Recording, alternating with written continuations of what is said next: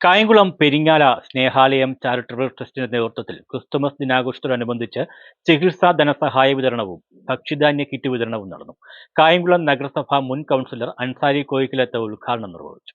Kayamkulam Peringala Snehalayam charitable ട്രസ്റ്റിന്റെ ആഭിമുഖ്യത്തിൽ 2025 Christmas ദിനാഘോഷത്തിന്റെ ഭാഗമായാണ് നിർധനരായ രോഗികൾക്ക് ചികിത്സാ ധനസഹായവും ഭക്ഷണ കിറ്റ് വിതരണവും ലഹരിവിരുദ്ധ ബോധവൽക്കരണ ക്ലാസും സംഘടിപ്പിച്ചത്.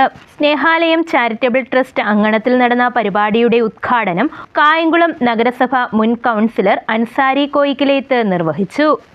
ഇവിടുത്തെ ഈ ട്രസ്റ്റിന്റെ ഭാഗമായി നാനാ പ്രദേശങ്ങളിലും ഇവിടുത്തെ വാളണ്ടിയേഴ്സ് ഇതിന്റെ നോട്ടീസുമായി കടന്നു ചെല്ലുകയും അങ്ങനെ പോകുന്ന പ്രദേശങ്ങളിൽ രോഗങ്ങൾ കൊണ്ടോ സാമ്പത്തികമായോ പ്രായാധിക്യത്താലോ അവശത അനുഭവിക്കുന്ന ആളുകളെ കണ്ടെത്തിയാൽ അവരുടെ ഡീറ്റെയിൽസ് കളക്ട് ചെയ്തു, ഇവിടെ അറിയിച്ചു.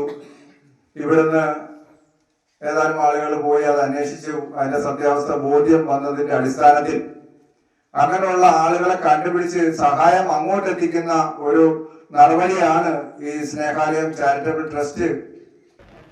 Trust legal adviser advocate Rajeev Kanakaraj സ്വാഗതം ആശംസിച്ചു.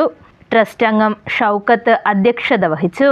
തുടർന്ന് അന്തരിച്ച നടൻ ശ്രീനിവാസൻ അനുസ്മരണം സംഘടിപ്പിച്ചു. ട്രസ്റ്റ് കൊല്ലം ഓഫീസ് മാനേജർ ഷാജി പൊന്നാട എണീച്ച് ആദരവ് നൽകി. സാമൂഹികമായ ക്രമങ്ങളിൽ ഇന്ന് നമ്മുടെ ദൈനംദിന ജീവിതങ്ങളിലൊക്കെ താളം തെറ്റിക്കുന്ന ലഹരി എന്ന് പറയുന്നൊരു വിഷയവുമായി ബന്ധപ്പെട്ട് കുറച്ച് സമയം നിങ്ങളുമായി സംവദിക്കാമെന്നാണ് ആഗ്രഹിക്കുന്നത്. ലഹരി വേണോ വേണ്ടയോ എന്ന ചോദ്യത്തിന് നിങ്ങളിൽ നിന്നാണ് മറുപടി കിട്ടേണ്ടത്. തുടർന്ന് ഭക്ഷ്യധാന്യ കിറ്റ് വിതരണം നടത്തി.